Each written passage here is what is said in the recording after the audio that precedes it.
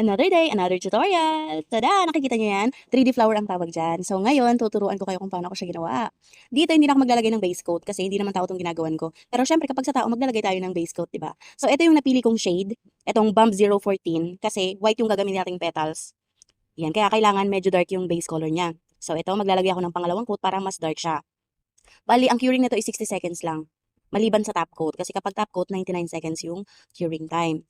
So, ayan, nalagyan ko na siya ng second coat. Medyo dark na siya. Kapag gagawa ko ng 3D design, naglalagay ako ng top coat. Kasi bakit? Minsan kasi nagkakamali ako. So, kapag tinanggal ko siya, nagiging madungis. Malagkit. Ang mahirap siya tanggalin. Dumidikit na siya. Pero kapag may top coat, hindi siya dumidikit. Saka madali lang siyang tanggalin. So, ayan, nagbilog-bilog na ako dyan ng maliliit na beads. Ayan, yung gagawin nating petals. Tapos, ang ginagawa ko dyan, gagamit ako nitong silicone tools na medyo flat. Ayan, pina-flat ko lang yan ng bahagya. Yan, ganyan.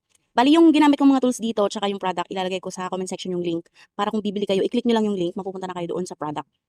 So, ayan, ganyan. Flinat ko lang siya. Tapos, gagamit ako nung isang silicone tools na medyo matulis. Ayan, na-flat ko na siya. Tapos, itong isa, medyo matulis yung ano niya. Yan, ganyan. Una sa gitna muna. Ganyan.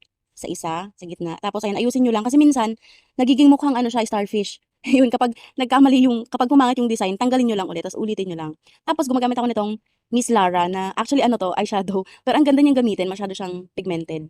Yan, maglalagay ako dun sa gitna para magmukha siyang flower. Ayan, nakapaglagay na ako.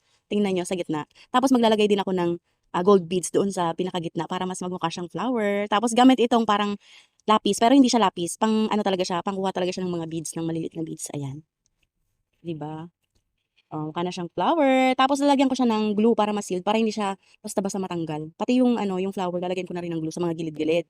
Ayan. Tapos ayan na siya, nalagyan ko na siyang top coat, na-cure na din siya ng 99 seconds. Tapos tada, ayan na siya. Ang ganda, 'di ba? Thank you guys sa panunood. Paki-like na din po. Buyers!